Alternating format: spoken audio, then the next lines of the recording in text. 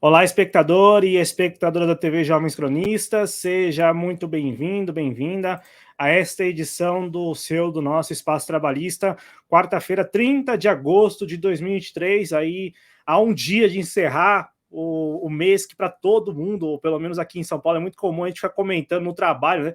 Pô, o mês de agosto não passa, o mês de agosto é o mais demorado do ano, enfim, estamos bem próximos aí do fim do mês de agosto e já encaminhando para o final de 2023.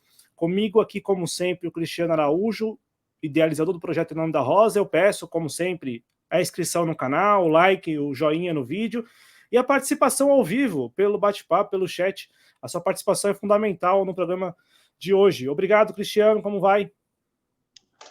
Boa noite, Cláudio. Boa noite aos nossos espectadores que estão chegando e aqueles que vão assistir depois. Cláudio, aqui no Sul, né, pelo menos pela tradição da família, eu aprendi que o agosto é o mês do desgosto, porque existe uma tradição aqui no Sul que o agosto é o mês de dar adeus para as pessoas, porque geralmente por aqui, nesse mês, é um mês que ficou na crença popular, né, um mês que morre muitas pessoas. Então, se chama, né, que é o mês do desgosto aqui no Rio Grande do Sul, né, para a gente fazer um paralelo aí com as crenças populares e com o que o pessoal fala por aí. Bom, então, né, pessoal, primeiramente, obrigado pelas participações de vocês, que estão conseguindo interagir bastante aqui com a gente está vendo uma repercussão boa do programa. Já quero pedir desculpas ao Cláudio e também aos nossos espectadores, que o Cláudio anunciou, né, na semana passada que o Espaço Trabalhista ele corre sempre lá no meu canal, né, todos os domingos às 19h30, só que nesse final de semana eu dei uma mancada. Eu, quando fui subir o vídeo, eu botei no público, aí depois eu esqueci de colocar em modo de estreia. Então, pessoal, peço desculpas pelo equívoco. O Cláudio, inclusive, vai ter que me mandar o vídeo de novo, porque eu tive que apagar o nosso WhatsApp, porque deu um problema com a memória do meu celular. Então, depois a gente vai colocar, né, o vídeo para vocês poderem curtir. Bom, Tá então, né? justificado, viu, Cristiano? Tá justificado, né? Depois de tudo isso que você explicou aqui, mais do que justo o programa não ter ido ao ar na reapresentação lá no canal Em Nome da Rosa, né? Pois então, que agora eu consegui resolver meu problema de memória. Inclusive, agora eu posso, se eu quiser, eu posso, inclusive, fazer mais vídeos no canal. Então, né, já fica aí, né, a informação.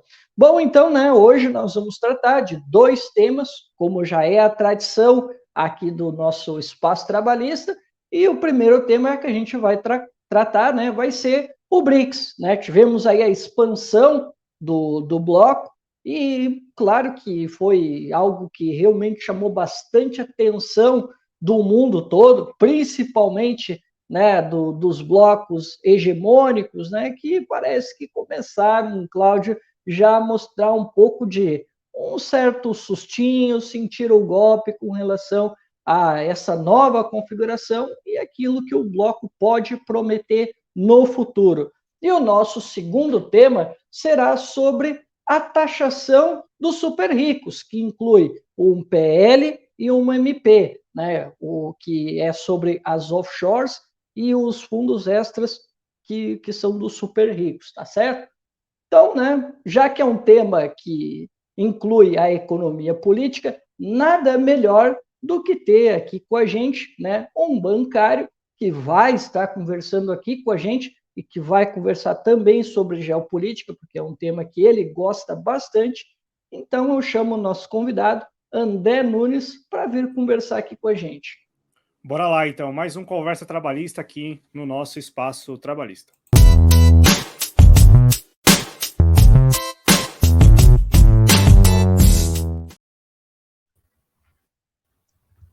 Tá aí na tela, muitos já conhecem, os que não conhecem devem conhecer o trabalho dele. André Nunes, vou apresentar formalmente, além de bacharel em ciências contábeis, pós-graduado em ciências políticas, bancário, ele é analista político aqui no YouTube e também nas outras redes sociais, você encontra o trabalho dele aqui no YouTube, no canal Conversando com o André Nunes, tudo junto aí nesse novo YouTube, né, com arroba também, então acho que é até mais fácil de encontrar, então agora você coloca lá o arroba Conversando com o André Nunes, você encontra o trabalho dele, e também lá no Twitter, no arroba André Nunes, _RJ, salvo engano, é o mesmo arroba lá no Instagram, que ele também tem publicado conteúdos lá no IGTV, né, os rios. Como vai, André? Tudo bem? Boa noite. Boa noite, Cláudio. Boa noite, Cristiano. Mais uma vez, um grande prazer rever vocês dois e, obviamente, agradecer por esse convite e a confiança de chamar aqui para essa conversa. A confiança é de todos os seus seguidores, né? Porque a gente tem acompanhado que seu trabalho tem chegado a muitas pessoas e é muito importante, né? Principalmente nesse contexto de conjuntura geopolítica, né? Que é o tema que você gosta muito de abordar, as pessoas terem o outro lado, né? Eu acho que estamos vivenciando uma quadra histórica muito bacana, em que a mídia hegemônica nem sempre tem conseguido ditar as regras, ou principalmente ditar a sua narrativa. Eu acho que pessoas como você e outros tantos que estão nas redes sociais estão mostrando o outro lado dos tais fatos, né? Coisa que há 10 anos atrás era impossível. E aí, para falar do BRICS, que é o primeiro assunto aqui, Cristiano, se me permite, eu vou passar a palavra para o André, porque nós tivemos na última semana, ou André, na semana passada, a realização da 15ª cúpula do bloco, né? Bloco formado aí por Brasil, Rússia, Índia, China e África do Sul. E assim, das decisões que foram tomadas na cúpula, uma das que mais tem repercutido ainda é essa da extensão do grupo, do bloco, né? A incorporação de 6 países. Aqui eu vou falar aí, se eu me equivocar em algum nome de país, vocês podem me corrigir, mas vamos lá. Argentina, Arábia Saudita, Emirados Árabes Unidos, Etiópia, Egito e Irã. Eu passei, eu acho que é isso, né? Sim. São 6 novos países que já vão ser incorporados ao bloco. A gente está falando aí de uma parcela significativa do PIB mundial e da população, né, que esses países têm, da ordem aí de quase 50%, 40 e poucos por cento, aí vocês podem, principalmente o André que tem os dados. E aí, André, eu fico me perguntando, né, depois da decisão, qual é o significado, assim, para você, dessa incorporação desses países, né? O que significa isso para a geopolítica mesmo? Cláudio, agora são 47% da população mundial. Quanto à questão que você abordou primeiro, dos meios de comunicação e se uma voz alternativa chega nas pessoas através do trabalho de vários analistas políticos, é verdade que se a gente for comparar com 20, 30 anos atrás, realmente, através da internet, nós temos um pouco mais de voz. Porém, a mídia hegemônica ainda é a que alcança as massas. Nós não podemos ter nenhuma dúvida e nem nenhuma ilusão quanto a isso. As pessoas, infelizmente, até hoje se informam, não é culpa nem delas, né? É o conteúdo que chega através dos meios tradicionais de comunicação. E esses meios a gente sabe que estão muito orientados para uma visão pró-ocidental. Desde que caiu a União Soviética, em 1991, foi decretado o fim da história. O século XX acabou com esse decreto do fim da história, não é? Mas o século XXI trouxe algumas surpresas, e aí nós vamos entrar nessa questão do BRICS, Cláudio e Cristiano, porque em 1999, menos de 10 anos após a queda da União Soviética, a Rússia estava completamente devastada pelo período Yeltsin, né? Colocaram no poder um bêbado que privatizou, enfiou o neoliberalismo goela abaixo da população russa, destruiu toda a infraestrutura do Estado soviético e deixou a Rússia realmente numa situação caótica. Porém, em 1999, chega a presidência da República Vladimir Putin. As coisas começam a mudar. Ele começa a controlar a burguesia russa, que havia se apoderado de todo o aparato do Estado soviético. Então, Putin começa a controlar essa burguesia e retomar alguns setores estratégicos para o controle estatal. Então, a Rússia começa a se fortalecer em 2001. Isso paralelamente acompanhado com um crescimento econômico muito grande da China. 2 países, historicamente, digamos assim, adversários dos Estados Unidos, não somente na questão econômica, como também na questão ideológica. Então, o século XXI ele começa com o ressurgimento da Rússia e a alavancagem econômica da China, que causa muitos transtornos para os Estados Unidos. Entramos realmente agora, 20 anos depois, em uma verdadeira guerra econômica entre a China e os Estados Unidos. Agora, quanto à questão dos BRICS, Cláudia, é muito importante a gente abordar essa questão, porque nós podemos observar o desespero do Ocidente em relação a qualquer bloco que tenha alguma oposição aos interesses das potências ocidentais. Essa semana mesmo, agora no dia 28, ou seja, anteontem, nós estamos aqui agora no dia 30 de agosto, quarta-feira, na segunda-feira, o presidente da França, Emmanuel Macron, esteve numa reunião com embaixadores, onde ele demonstrou imensa preocupação com a expansão dos BRICS. E por que ele demonstra essa preocupação? Essa preocupação não é só de Emmanuel Macron ou do governo francês, ela é uma preocupação que se alastra pelo Ocidente. Ele chegou a declarar nessa reunião, Cláudio e Cristiano, que a expansão dos BRICS demonstra a intenção de construir uma ordem mundial alternativa à atual, que é vista como ocidental demais. Ou seja, isso nas palavras de Emmanuel Macron. Vista como ocidental demais por quem? Exatamente pelos países do sul global, ou seja, os países que compõem os BRICS. Essa fala do presidente francês, então, qual o ponto que eu quero chegar? Ela representa um sentimento apreensivo das potências ocidentais pela expansão dos BRICS, que até pouco tempo, né, até essa cúpula que o Cláudio citou, o BRICS era construído apenas por Brasil, Rússia, Índia, China e África do Sul, e agora, com a adesão de Arábia Saudita, Argentina, Egito, Emirados Árabes, Etiópia e Irã, o BRICS realmente representa 40%, Cláudio, do produto interno bruto mundial, produto interno bruto por paridade de poder de compra, porque o PIB dos países é calculado em dólar, então tem que ser usado a paridade de poder de compra para poder da população, para poder comparar um país ao outro. Então a gente chama de PIB por paridade de poder de compra. Então o BRICS ele atinge hoje, com a inclusão desses 6 novos países, 40% do PIB mundial. Isso causa realmente desespero nas potências ocidentais, nos Estados Unidos e nos seus sócios europeus. Eu não sei nem se a gente pode chamar de sócios, porque a Europa muitas vezes se comporta como, os estados europeus se comportam como estados vassalos dos Estados Unidos. São satélites norte-americanos. Mas, enfim, realmente nós vamos chegar no ponto de por que esse desespero ocidental está vindo à tona. Né? Uma das questões que eu acredito, Cláudio, que tenha causado muito pânico no mundo ocidental é a questão da desdolarização.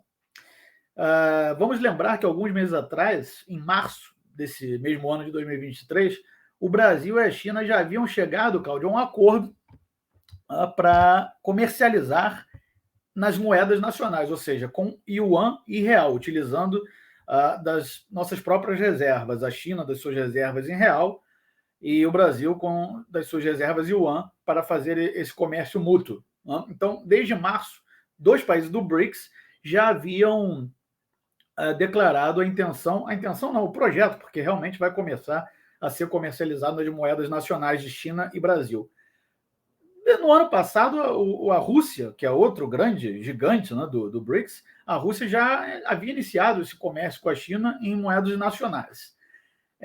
O presidente Lula, nessa cúpula, Cláudio, citou várias vezes a questão da necessidade de uma moeda comum para os BRICS. Lembrando que o presidente da Rússia, Vladimir Putin, também abordou esse tema da desdolarização. Ele chegou a dizer que é um processo irreversível e que os países membros do BRICS, não somente China, Argentina e Brasil, os outros membros também estariam desenvolvendo mecanismos de liquidação mútua. Né? E ainda, segundo o próprio Putin, aí pode abrir aspas, eu até anotei essa declaração dele aqui para trazer para o canal, né? Segundo o próprio Putin, a proporção do dólar nas transações de exportação e importação dos BRICS continua diminuindo, tendo alcançado no ano passado apenas 28,7%. Ou seja, as transações entre os países do BRICS em dólar, feitas em dólar, já estão abaixo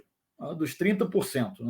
A ex-presidente do Brasil, que é a atual presidente do novo Banco de Desenvolvimento do BRICS, Dilma Rousseff, ela também anunciou durante a cúpula que essa entidade, o novo Banco de Desenvolvimento, vai iniciar operações de concessão de crédito, né, em moedas nacionais, né? Ou seja, essa iniciativa, Cláudio Cristiano, ela vai representar uma alternativa ao FMI.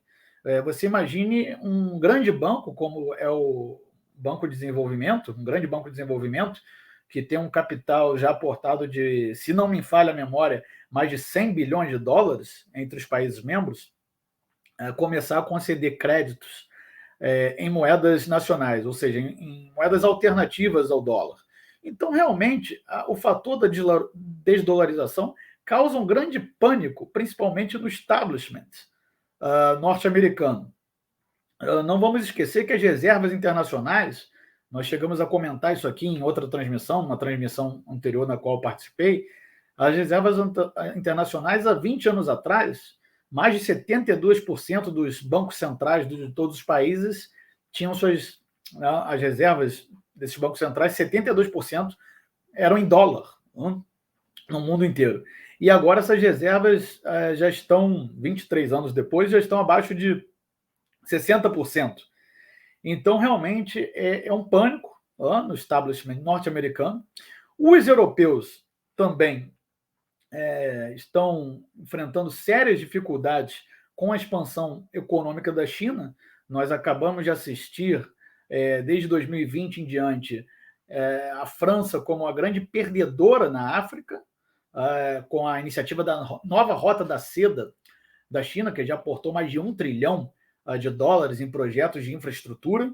Os países da África, principalmente do Sahel africano, aquela região que vai do deserto do Saara até a costa do Sudão, esses países, muitos deles francófonos, falantes de francês, eles estão realmente abandonando a influência francesa e cada vez mais se aproximando da China. Nós observamos diversos golpes de Estado de 2020 para cá que derrubaram presidentes, governos pró-ocidentais e muito ligados à França. No Mali, em Burkina Faso, mais recentemente no Níger, e hoje mesmo nós acordamos com a notícia de um golpe que derrubou o presidente do...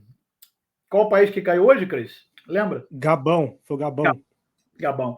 Ele, que já é um país um pouco mais afastado do Sahel africano, na costa ocidental da África, mas hoje mesmo nós acordamos, obrigado, Cláudio, pela lembrança, com essa notícia de um golpe no Gabão que também derrubou um governo que há 55 anos era um governo subalterno à França. É muito cedo para fazer qualquer avaliação sobre os governos do Níger e do Gabão, nós não sabemos qual vai ser o caráter desses governos, não podemos ainda taxar de governos anti-imperialistas, nós não sabemos como esses governos vão se movimentar diante das pressões internacionais, mas é inegável que o Ocidente vem perdendo muito terreno na África, Cláudio e Cristiano.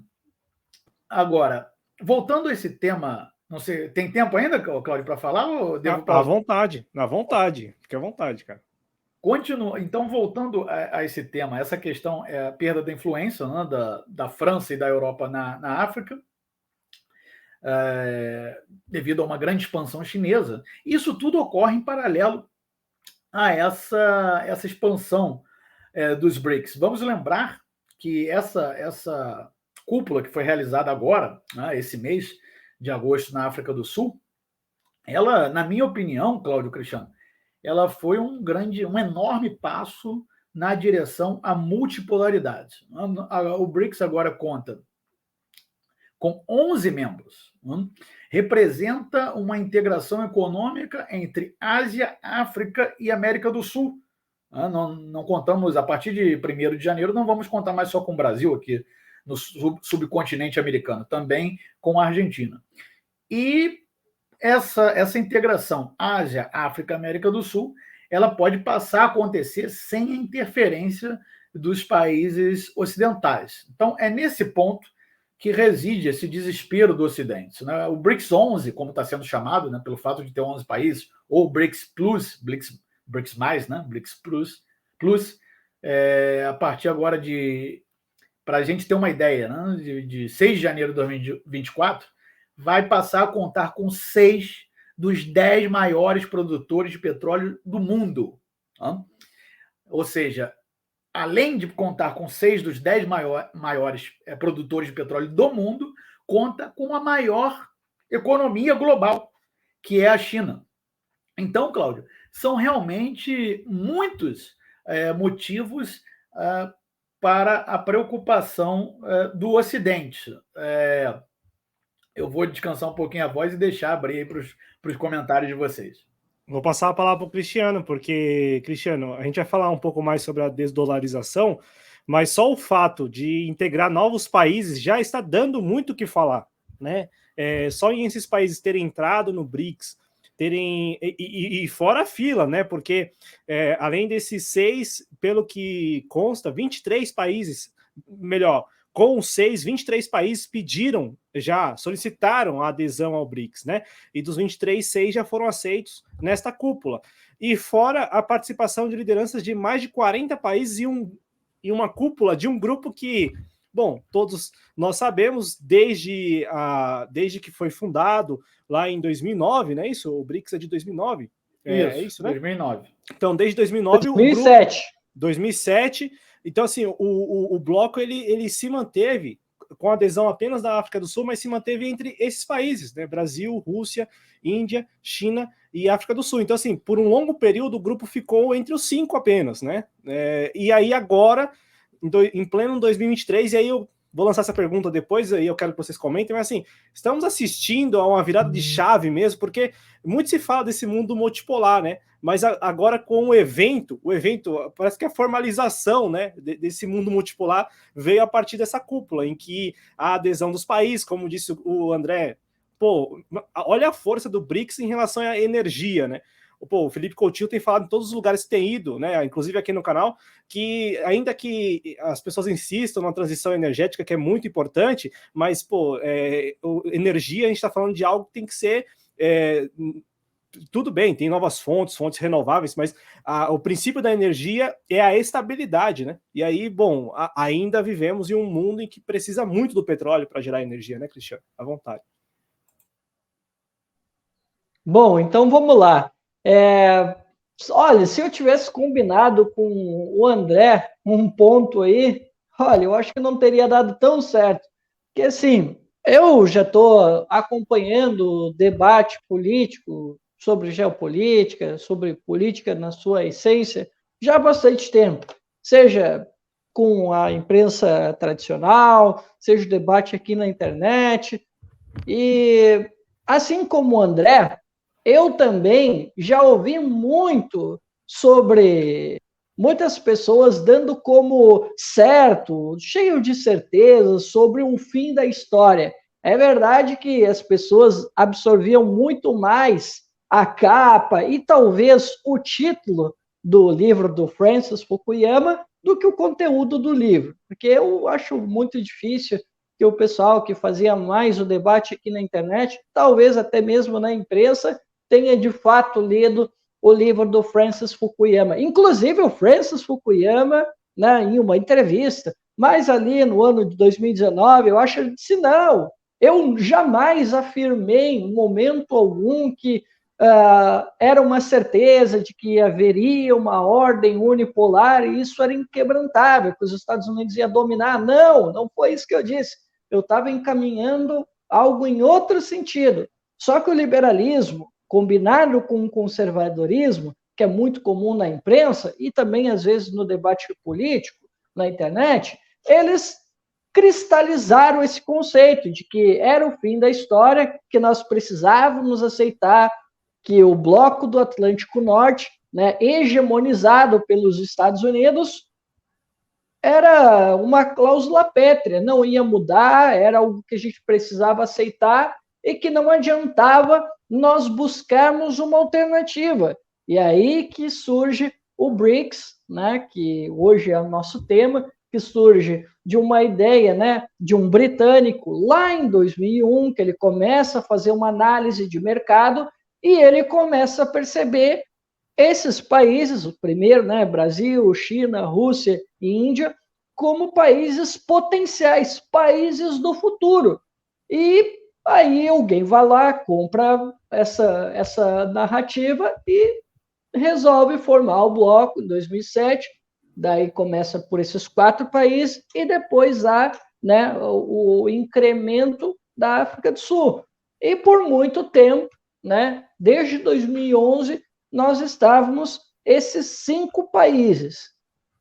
E aí fomos surpreendidos essa semana com o anúncio dos 6 países que o Cláudio falou e que o André também falou aqui, né, que pegou alguns de surpresa, né? Acho que alguns não eram assim tão surpresa, porque o Lula já vinha sinalizando que gostaria de convidá-los, né? A Argentina, acho que não foi nenhuma surpresa, a Arábia Saudita também não, porque vamos lembrar que antes de haver o convite para entrar no BRICS,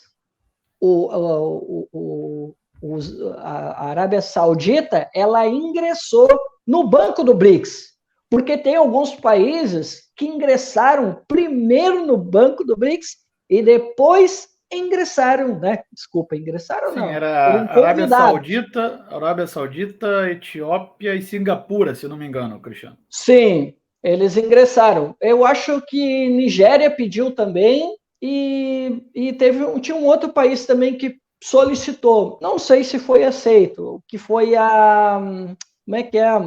Aquele país que está direto de treta com a França, que inclusive o Benzema é de lá, né? Ele é natural. Argélia. Sim, a Argélia também tinha pedido. Não sei como é que andou, mas, né? Enfim, tivemos o ingresso, então acho que não foi nenhuma surpresa a entrada da Arábia Saudita.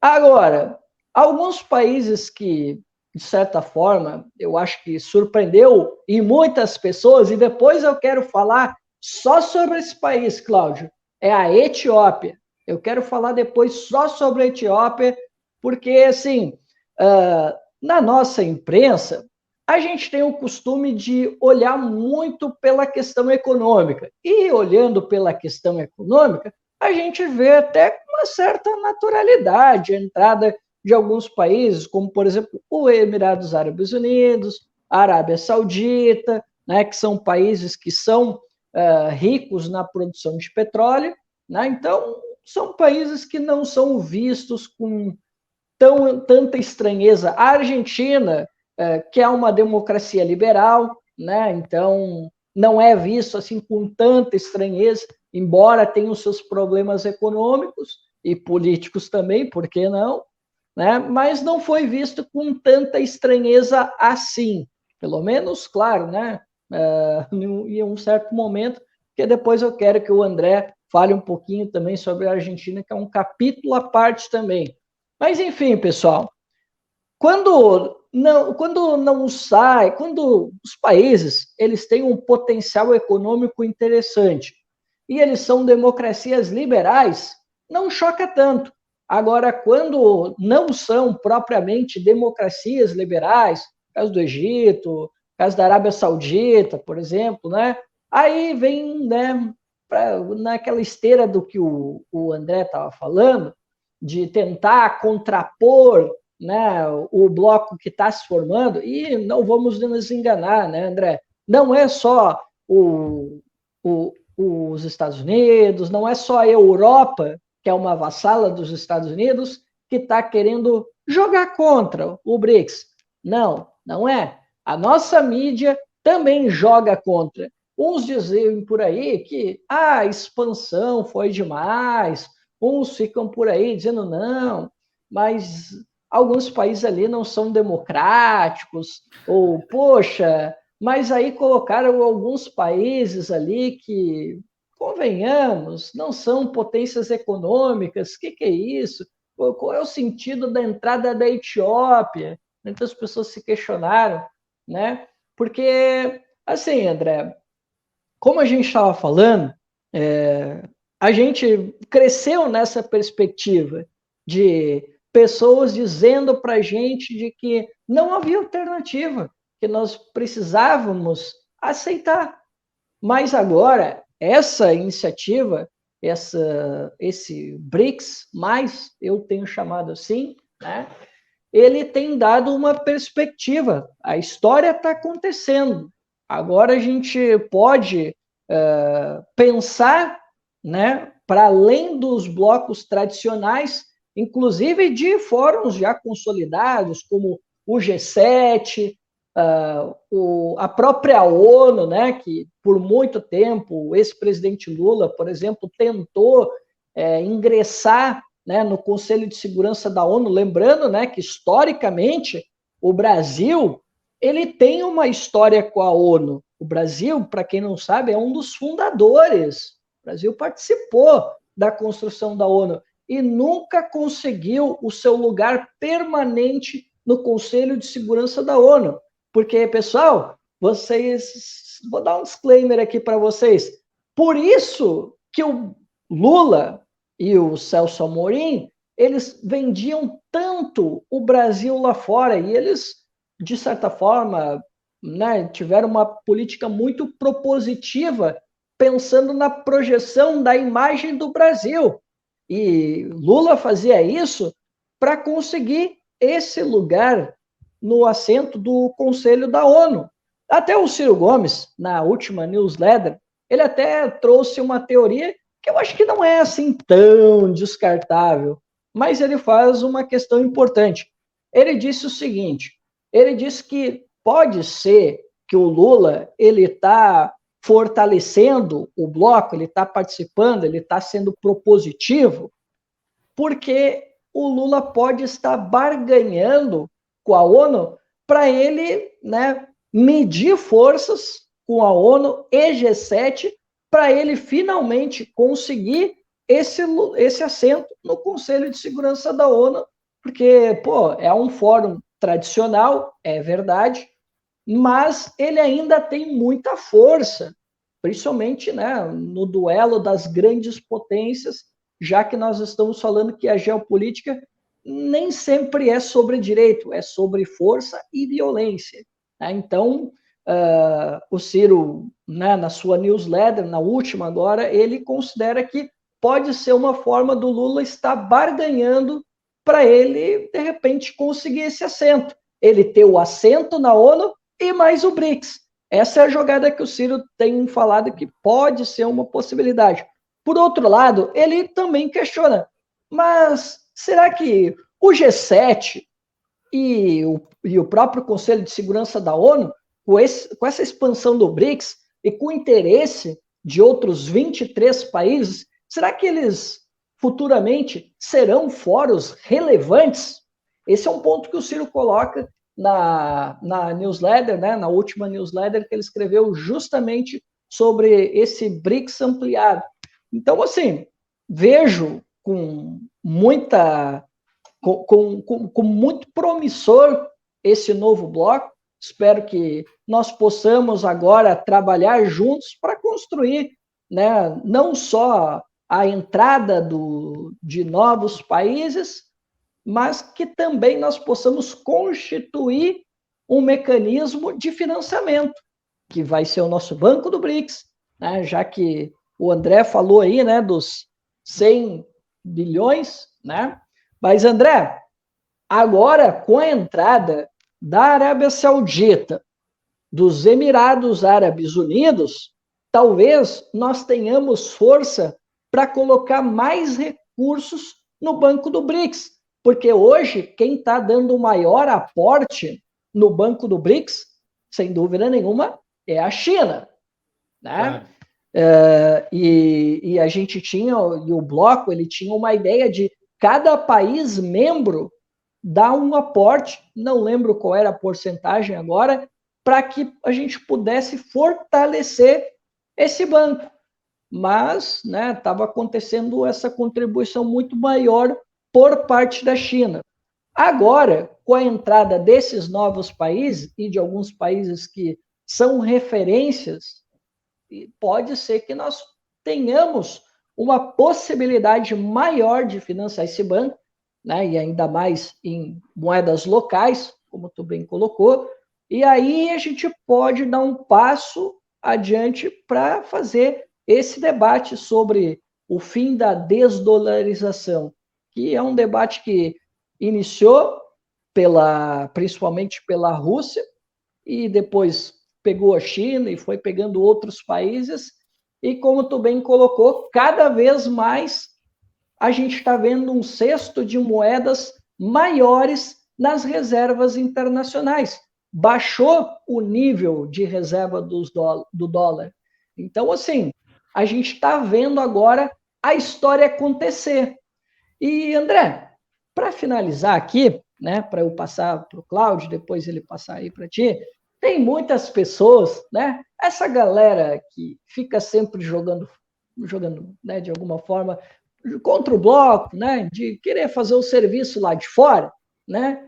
O pessoal que serve ao Atlântico Norte, que a gente comenta, esse pessoal agora está falando por aí que essa estratégia do BRICS ampliado é um projeto da China e que a gente está sendo enganado. André, o que tu acha disso aí, cara? Eu acho que, Cristiano, que esses idiotas, eles vão estar sempre aí na internet, nas redes sociais. Eu acho realmente que a gente deve até ignorar esse tipo de comentário, esse tipo de gente. Vamos nos atentar aos pontos importantes. Você tem toda a razão quando você diz que a China é o país que mais alocou recursos no novo Banco de Desenvolvimento dos BRICS. Isso é muito natural, porque a China é a maior economia do mundo. Esse é o primeiro ponto. Você também tem muita razão quando você diz que agora, com a chegada de novas potências petroleiras, o banco pode ter um incentivo muito grande. Então, você foi muito feliz nas suas colocações. Como eu comentei aqui, o BRICS 11 agora tem 6 dos 10 maiores produtores de petróleo do mundo. É bom lembrar que antes já contava com 3, né? A Rússia, a China e o Brasil estão entre os 3, entre os 10 maiores produtores do mundo. E agora com Emirados Árabes, Arábia Saudita e Irã. É bom lembrar que o Irã é o 8º maior produtor de petróleo do mundo. Se não me engano, se coloca até na frente do Brasil. Né?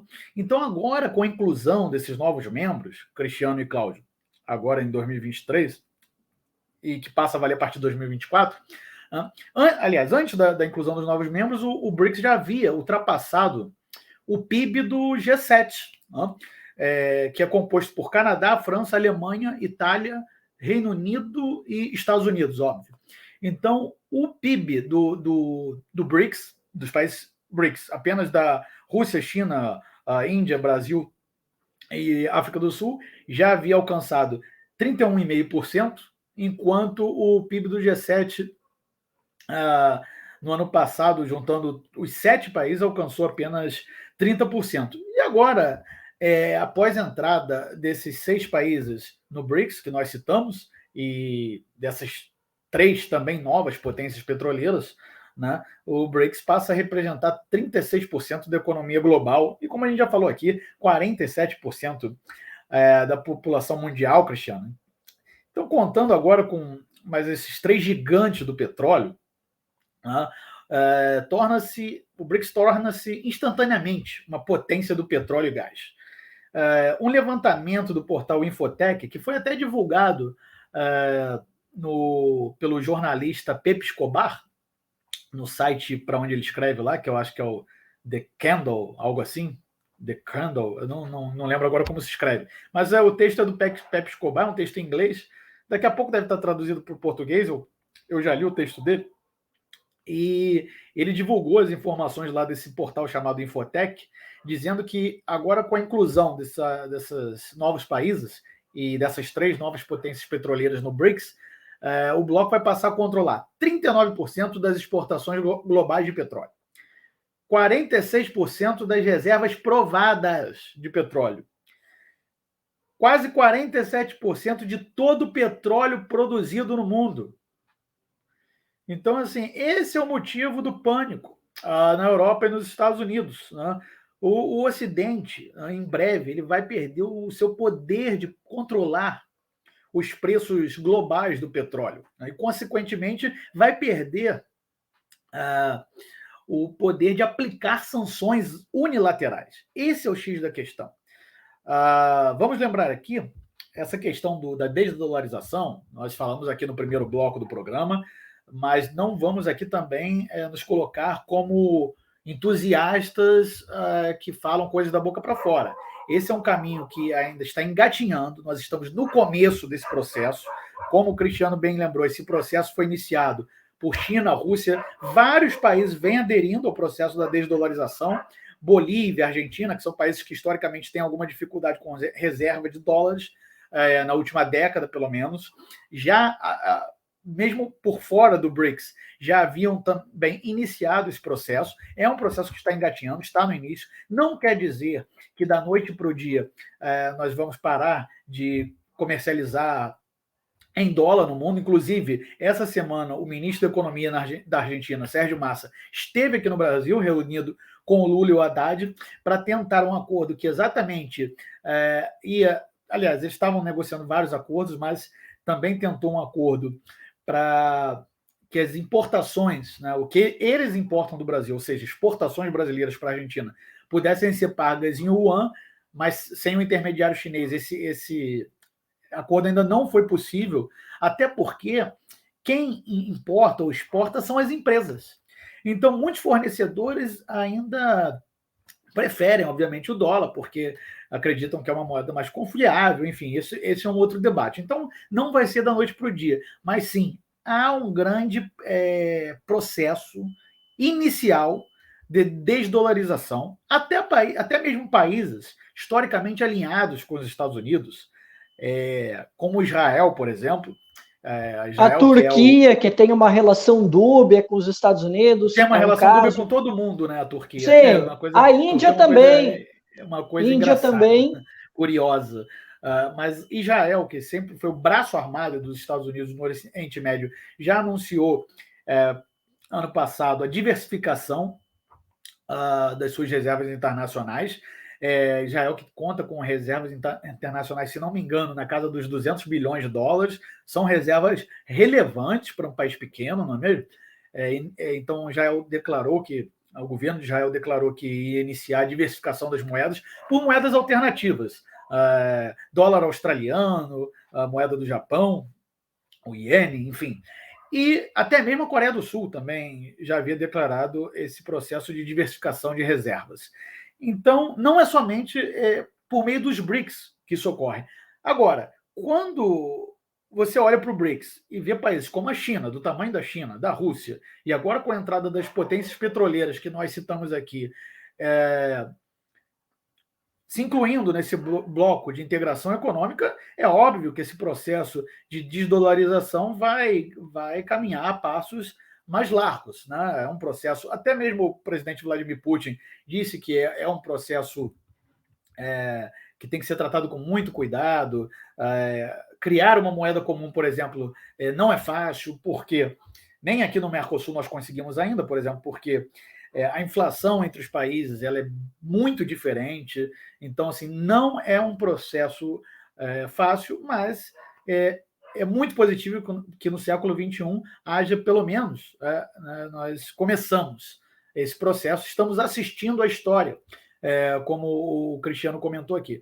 Então, realmente, são números aí que foram divulgados pelo Pepe Escobar impressionantes em relação ao petróleo do novo BRICS. 39% das exportações globais de petróleo, 46% das reservas provadas e mais de 47% do petróleo produzido em todo o mundo pertencem aos países do BRICS, o BRICS 11 ou o BRICS+.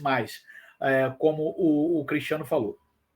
Vamos lembrar que o doutor Gerald Epstein, do Centro de Pesquisas Econômicas e Políticas da Universidade de Massachusetts, o professor Gerald Epstein, ele, em algumas das suas entrevistas, intervenções, palestras, ele declara que os Estados Unidos usam o dólar para promover as suas aventuras militares. Então, vocês imaginem, num mundo que o dólar possa não ser mais a moeda hegemônica, os Estados Unidos vão perder muito do seu poder e, consequentemente, a Europa, que, apesar de muitas vezes se portar como vassalo dos Estados Unidos, Estados vassalos, mas também é uma linha auxiliar. Então, muitas vezes também se beneficia da hegemonia estadunidense no mundo. Se houver algum problema nas fronteiras da Europa, ou então, as fronteiras que eu digo entre os países, não questão de imigração, se houver algum problema, eles correm para os seus patrões norte-americanos. Enfim, então, essa desdolarização impulsionada pelo BRICS, ela realmente preocupa todo o Ocidente. Ficou muito claro nas palavras do presidente francês Emmanuel Macron. Ele tem até a razão em demonstrar essa preocupação. Ele estava sendo sincero na reunião dele com os embaixadores, porque realmente é uma nova ordem internacional. A questão das sanções econômicas, que com essa nova consolidação do BRICS, elas podem perder os efeitos desejados pelos Estados Unidos e Europa. Vamos lembrar que não é somente os Estados Unidos que impõem sanções. A Europa impôs várias sanções recentemente com a Rússia, depois da intervenção russa na Ucrânia, no início desse ano, em fevereiro. E mesmo o problema é que eles acharam que a Rússia era Cuba ou Venezuela. Né? Cuba, uma ilha com apenas 11 milhões de habitantes, infelizmente uma ilha desindustrializada, que sofreu muito com a queda da União Soviética, apesar de todos os logros da Revolução Cubana, que nós temos que exaltar aqui realmente. Ou por que não, né? Ou por que não, né? A Coreia do Norte, que tem um relevo acidentado e é difícil, inclusive, exatamente, até para a agricultura. Porque se você comparar, Cristiano, Cuba com o Brasil que você planta, nasce aqui, um solo fértil. Cuba, o que Cuba consegue produzir? Apenas cana-de-açúcar.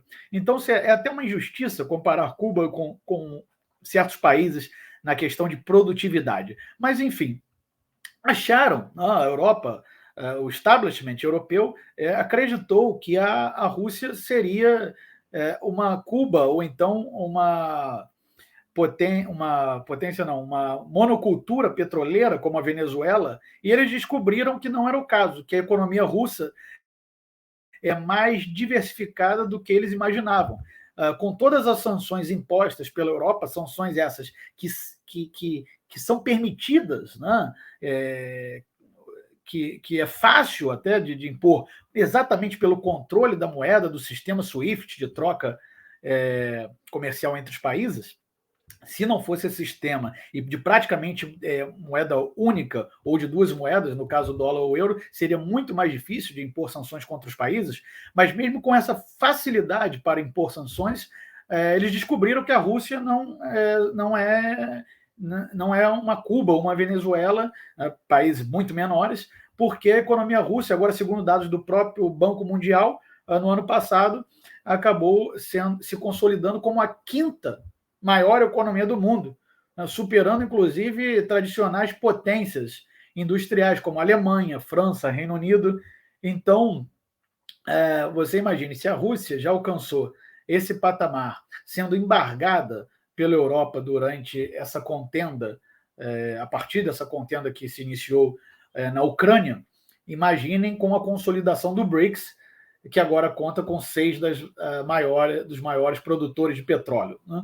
Então, à medida que esse conflito na Ucrânia, Cristiano, reorganiza as cartas geopolíticas, o que a gente pode notar é que as nações do sul global elas esperam, né, que o BRICS possa ajudá-las a proteger a sua soberania.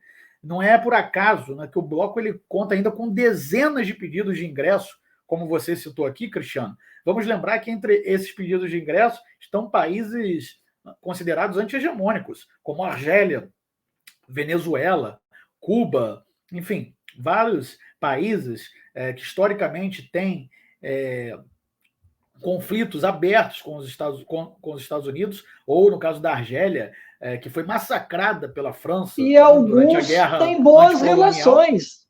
E alguns têm boas relações. E Sim, tem aqueles que fazem o jogo duplo, né? Como é o caso da Turquia, que também pediu. Exatamente, exatamente. Então, temos diversos países de várias tendências pedindo ingresso no bloco, né? Então, com a consolidação dos BRICS, o caminho, né, alinhada com esse processo de desdolarização, o caminho é que essas sanções econômicas que invariavelmente são impostas pelos Estados Unidos e Europa contra os países que eles consideram adversários, provavelmente deixarão de surtir o efeito desejado, Cristiano e Cláudio. Em paralelo, como eu já citei aqui, ainda temos a nova Rota da Seda, impulsionada pela China, já envolve mais de 130 países, inclusive houve uma discussão muito grande na Europa, porque a Itália quis fazer parte da nova Rota da Seda, né? É o maior projeto de infraestrutura da humanidade. A China, até ano passado, havia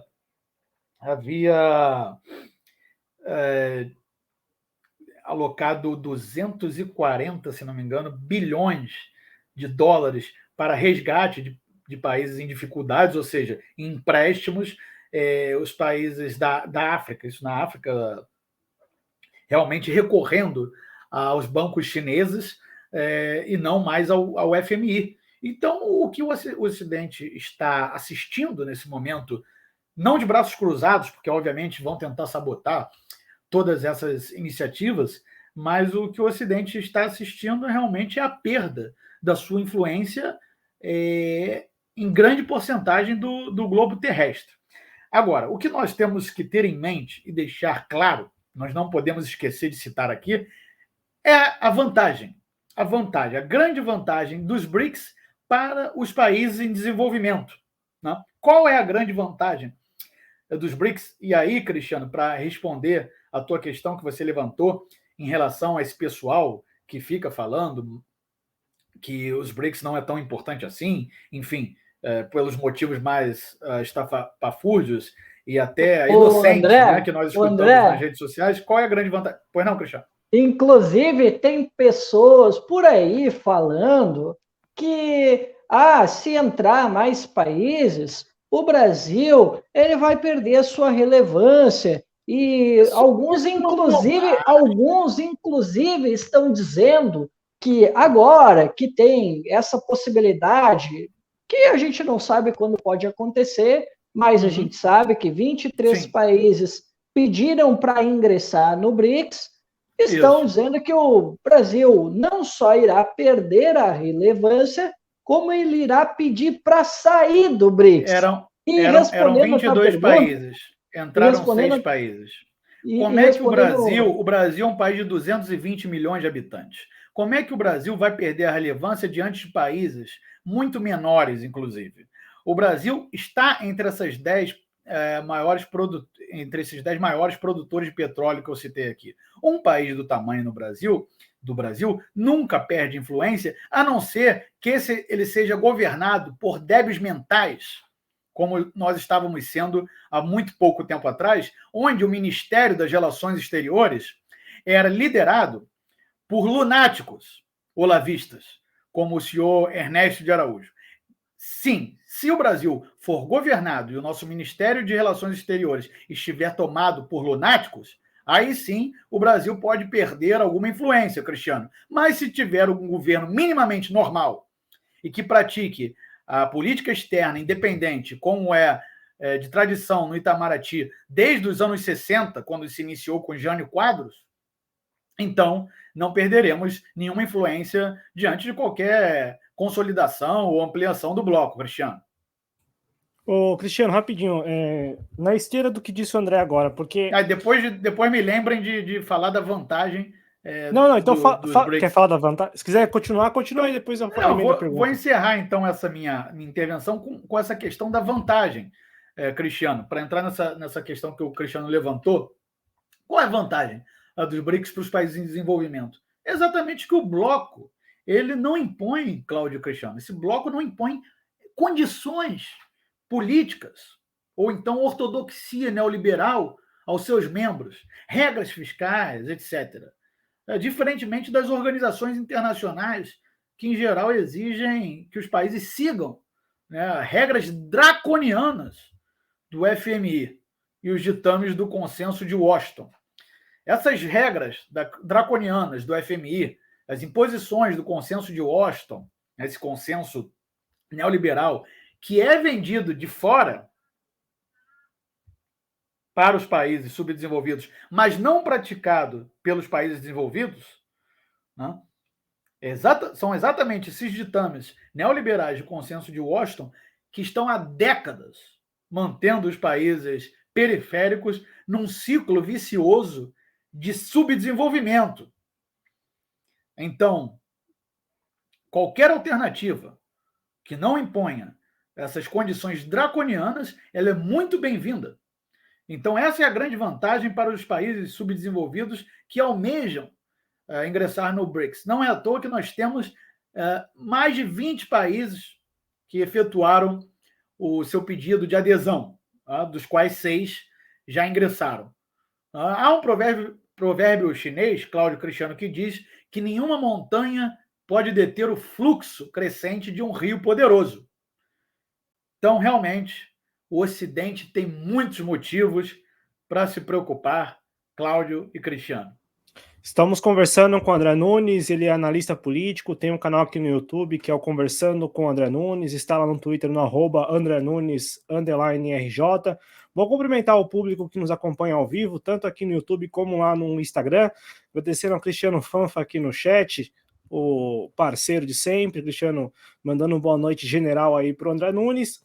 E também ao Carlos Campos Neto, que escreveu assim, né, devido às sanções ocidentais à Rússia, foi obrigada a substituir as importações de bens industriais e serviços. E ela tem obtido um sucesso extraordinário. E lá no... à vontade. Extraordinário, uma janela de oportunidades. Muitas vezes essas sanções econômicas, elas afetam países, como eu citei aqui, pequenos, com dificuldades como Cuba, que está a menos de 80 quilômetros da costa norte-americana. A Venezuela é diferente para um país como a Rússia. Para a Rússia, essas sanções, Cláudio Campos Neto, abriu uma janela de oportunidade que os russos aproveitaram com extrema maestria. Então, você está coberto de razão, Carlos Campos.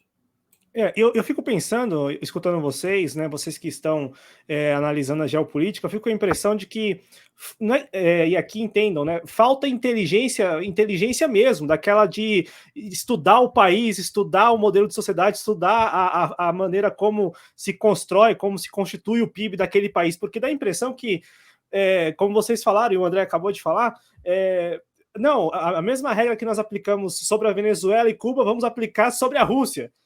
Quem é que teve essa brilhante ideia lá no Deep State estadunidense, sabe? É um negócio assim que falta mesmo inteligência. Sabe quando a gente brinca no futebol, né, que falta estudar o time adversário?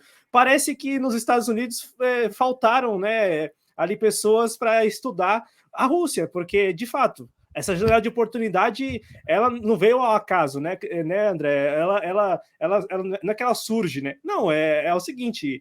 pedra cantada, sanções não vão surtir efeito, e como não surtiram efeito, não estão surtindo efeito sobre a Rússia. E lá no Instagram, André, eu vou passar a pergunta, vou passar os comentários, tem um companheiro, agora, uma companheira... E também, vamos lembrar que essa questão que o Cristiano levantou, desculpe, Cláudio, mas antes de você passar para a questão do Instagram, o Cristiano levantou a questão de que muita gente torce o nariz dizendo que o BRICS agora tem governos autoritários ou ditaduras no bloco. Vamos lembrar que os Emirados Árabes Unidos e a Arábia Saudita sempre foram aliados dos Estados Unidos.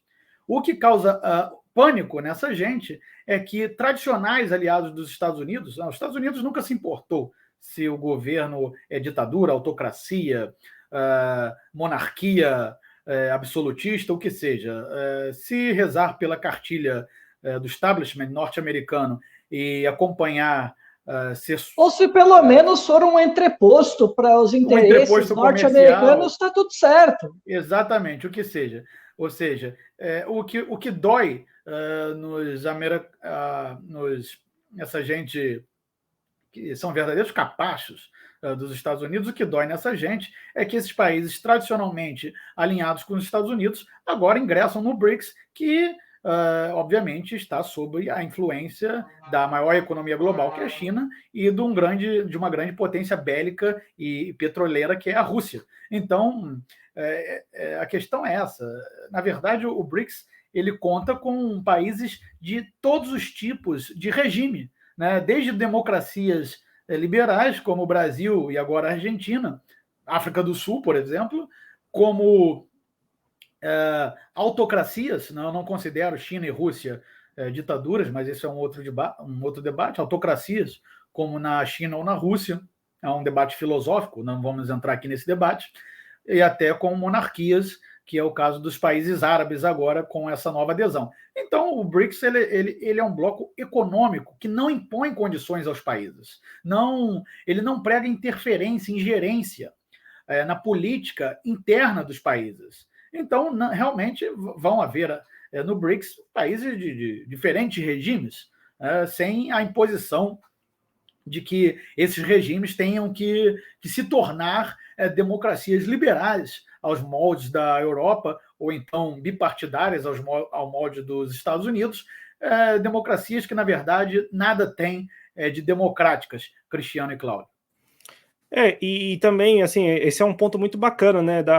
Até quando o Cristiano falou da Etiópia, porque o prisma já é outro mesmo, né? Então, assim, se pelo lado do Ocidente se olha lá o ranking de PIB, da riqueza de cada país e tal, pelo lado do BRICS, o que importa é essa integração, né? Independentemente do regime, independentemente até do modelo de sociedade, que eu acho também que é um ponto assim muito, muito bacana dessa nova ordem, né? Assim, não impõe um modelo de sociedade, né, para esses países. Os países não têm que adotar uma cartilha.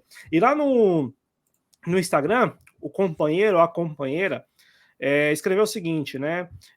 O arroba é o HLCSRN, sei lá o que significa, tentei abrir aqui o perfil para saber o nome, até perguntei o nome aqui no chat, mas agradeço a audiência lá no Twitter, e escreveu assim, né? Rússia e China não vão concordar com a entrada do Brasil no Conselho de Segurança, porque o Brasil não tem autonomia a nível global, pois a política externa depende muito do partido no poder. Assim, eles não podem confiar. E aí, André, eu te lanço a pergunta. Tem alguma razão. Eu te lanço a pergunta sobre a postura do governo brasileiro nessas discussões. Porque nós temos, assim, eu fico observando o discurso do Lula, e o Cristiano trouxe aqui o que o Ciro Gomes tem escrevido, né? Tem escrito, perdão. E assim, eu fico pensando, né? Essa demanda de um assento permanente no Conselho de Segurança não é desse governo, é um pleito do Brasil de muito tempo, e que, diferente das outras vezes, inclusive vocês tocaram em duas decisões aí, em dois pontos da cúpula que estão dando o que falar, que é a expansão e a desdolarização, mas também tem um outro ponto, que é o que saiu na declaração de Joanesburgo, a declaração final da cúpula, que é uma crítica aos organismos multilaterais e à ONU e ao Conselho de Segurança, coisa que a gente não via, né? Não tinha visto até agora, e agora tem um bloco, que é no caso o BRICS, apontando o dedo e falando, olha, é preciso reformar, é preciso que seja mais eficiente, é preciso que seja mais democrático, inclusive usam esse termo.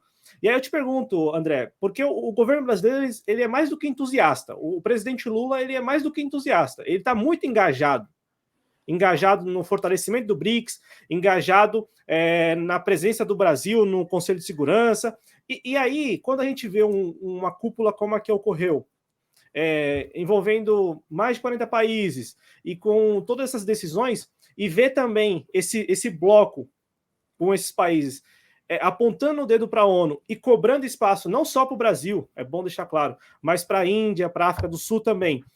Esta postura te agrada? A postura do governo brasileiro e, claro, do BRICS em apontar o dedo para a ONU, em falar assim, olha, estes países aqui estão pedindo passagem não de hoje, mas agora estamos fortalecidos porque estamos em grupo. O que você acha dessa postura do governo brasileiro? E aí, claro, comenta o comentário, né? Comenta o comentário do companheiro, da companheira lá no Instagram, porque isso você falou agora, né? Você falou, ó, desde que o Brasil não seja governado por lunáticos. Aí você olha para trás, há 8 meses atrás, há 9 meses atrás, a gente estava no governo e que talvez... Exatamente. Talvez estivesse participando dessas discussões, mas não com o mesmo engajamento e o mesmo entusiasmo. Mas a gente tem um vizinho aqui, né, Cláudio? Tem aqui a Argentina, né? Tem a Argentina, que é o capítulo à parte que eu queria que o André falasse. Bom, vamos por partes. Essa questão da falta de independência da política... Isso é o que eu encontrei na internet. O celular mandou mensagem aqui. Enfim, a questão da política brasileira está condicionada muitas vezes, dependendo da pauta, ou pelo Partido Republicano dos Estados Unidos ou pelo Partido Democrata. Isso realmente é algo que tem um fundo de verdade, porque muitas vezes, grande parte, eu não diria grande parte, mas pelo menos uma parte considerável da esquerda brasileira parece uma sucursal do Partido Democrata dos Estados Unidos. Isso ocorre em todos os partidos de esquerda, sem exceção.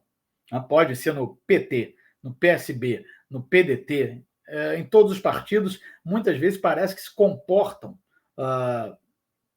alas desses partidos, se comportam como uma sucursal do Partido Democrata dos Estados Unidos. E a direita, eu não gosto nem de comentar, porque a direita brasileira sempre se prestou um papel mais subserviente, mais submisso, entreguista possível. Hoje ela é um sinal repetidor do Partido Republicano, aliás, da ala trumpista do Partido Republicano nos Estados Unidos. Esse é o papel da direita brasileira hoje. Se parte da esquerda se comporta como sucursal do Partido Democrata, toda a direita brasileira é uma filial do Partido Republicano dos Estados Unidos aqui no Brasil. E dessa ala trumpista, vamos relembrar que a campanha de Jair Bolsonaro ela foi feita, idealizada pelo Steve Bannon, um dos ideólogos do trumpismo nos Estados Unidos, a ideia de fazer campanha para seu próprio nicho, de falar para seus próprios nichos. Então, essa é a primeira questão. Mas isso reverbera mais na política interna, ao meu ver, Cláudio e Cristiano, do que na política externa. O Itamaraty consegue, se não estivermos governados por lunáticos, volto a repetir, se estivermos governados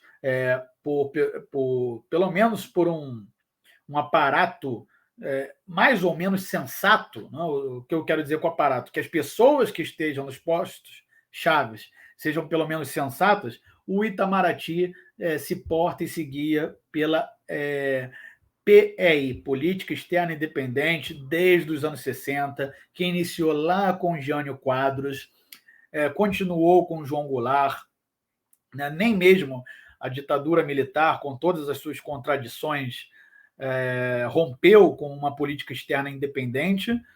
Claro que ela muitas vezes, principalmente no começo da ditadura, foi muito alinhada com os Estados Unidos, mas depois de certo ponto eles retomaram a política externa independente. Se não me engano, reconheceram o governo de Angola, que na época levava a cabo uma luta anticolonial. Foi no governo do Geisel, né, que a gente teve uma política externa independente, que a gente teve mais essa tradição. Nos outros governos, nos anos 70, houve momentos de independência. Nada na história do Brasil foi parecida com a política externa praticada por esse débil mental chamado Jair Bolsonaro. Não há outro adjetivo, tá? Vocês me desculpem se tem alguém aí assistindo que goste desse cidadão, mas não há outro adjetivo. E os ministros do exterior que estavam ali eram realmente lunáticos que se guiavam pelo que dizia um ancião decadente no YouTube, chamado Olavo de Carvalho. Então, realmente, com aquele tipo de política externa, é claro que aquilo ali está guiado pelo trumpismo norte-americano e por outras alucinações que aqueles ministros tivessem nas suas cabeças. Mas dentro de um quadro normal, Cláudio Cristiano, o natural é que o Brasil pratique uma política externa que ela, infelizmente, ainda não é multipolar, ela é multilateral. O Brasil evita atacar, entrar em confronto com a Europa e os Estados Unidos, tenta defender suas posições, o Itamaraty tenta defender as posições do Brasil de uma forma muito diplomática, no sentido estrito da palavra, e ao mesmo tempo que negocia com os países anti-hegemônicos, como China, Rússia, como o Cláudio citou aqui, uma grande dispêndio de energia do presidente Lula, lembrando que Lula já tem, se não me engano, 80 anos, quase 80 anos, quem souber 77, aí... 77 anos, ou seja, quase 80 anos, mas a gente assiste um grande dispêndio de energia de Lula para a consolidação dos BRICS, lembrando que Lula foi o presidente, ele foi um dos artífices do BRICS, né, quando Lula era presidente, que foi iniciada essa grande composição de países emergentes, digamos assim. Então, se nós tivermos um governo de centro, um governo minimamente... Eu não considero o governo Lula de esquerda, né? Infelizmente. Não. Acho que o governo deveria se posicionar mais à esquerda, bem mais à esquerda, diga-se de passagem. Mas esse é outro debate. O debate que estamos levando aqui é o da política externa. Mesmo com o governo de centro, o Itamaraty se posiciona dessa maneira multilateral. Agora, se isso vai avançar para o multipolar, que é o que eu pessoalmente acredito que o Cristiano também é o que nós gostaríamos, né, de posições um pouco mais próximas da multipolaridade, isso é uma batalha que vai ser travada durante todo o mandato. Por enquanto, as posições são boas, as posições são progressistas, no bom sentido da palavra, de consolidação nos BRICS, de busca da retomada da influência do Brasil nos países lusófonos da África. Muito importante reatar. Vamos lembrar que as empresas brasileiras tinham diversos contratos com países africanos de língua portuguesa, como Angola e Moçambique, até que o senhor Sérgio Moro organizou aquele teatro, aquele circo chamado Lava Jato, e quebrou várias empresas brasileiras. Os contratos das empresas brasileiras foram parar nas mãos de empresas estadunidenses e suíças, majoritariamente, e o Sérgio Moro foi recompensado com um emprego, não sei o que ele fazia exatamente, mas era remunerado nos Estados Unidos. Então, na verdade, nós assistimos, naquele período do impeachment da Dilma, da Lava Jato, uma onda anti-emergente, anti-multipolar, e que agora realmente, com as eleições que foram realizadas no ano passado, o governo que se estabeleceu a partir de 1º de janeiro desse ano, nós vemos uma política externa que eu acredito que ninguém possa dizer que não é sensata, Cristiano e Cláudio. Agora, quanto a essa questão do Conselho de Segurança da ONU, isso foi, no seu momento, nos governos anteriores, Lula 1 e Lula 2, foi um grande objetivo do governo Lula. Agora, com a declaração final da cúpula dos BRICS, que deixa claro que a necessidade de um reformismo, essa foi a palavra usada, de um reformismo na ONU, na Organização Mundial do Comércio. O que não é uma novidade, né? O Lula já pede isso há algum tempo. O Ciro Gomes também pediu isso em 2018, em 2022 também. Não é uma novidade, mas é bom que se reforce. Exatamente, Cristiano. E é o mínimo que lideranças como lideranças que, vamos usar a palavra para simplificar, lideranças de esquerda, como Lula e Ciro Gomes, por exemplo, para ficar nesses dois, é o mínimo que nós esperamos deles, é que se posicione exatamente dessa forma. E a declaração final do BRICS, que foi assinada pelo Brasil, obviamente, exige um reformismo nesses órgãos multilaterais internacionais, do que se chama por aí de governança global. Muitas vezes de governança não há nada, são os interesses das grandes potências. Mas eu não acredito que o governo Lula vá retomar esse objetivo de cadeira cativa na ONU. Eu acho que isso foi um momento, claro que se houver a oportunidade, por que não? Mas é um tema complicado, um tema muito difícil e que realmente hoje, né, no ano de 2023, qual é o sentido do Conselho de Segurança da ONU? O próprio Lula declarou nessa cúpula dos BRICS que os Estados Unidos interviu em vários países, como o Iraque, a Síria, a OTAN interviu na Líbia sem o consentimento do Conselho de Segurança da ONU. Como essa política externa é multilateral... Assim como os Estados Unidos e Inglaterra, eles invadiram Iraque e Afeganistão sem autorização do Conselho de Segurança da ONU. Vamos lembrar, 2003, Exatamente. Ontem na história. Exatamente. Então, qual é o sentido?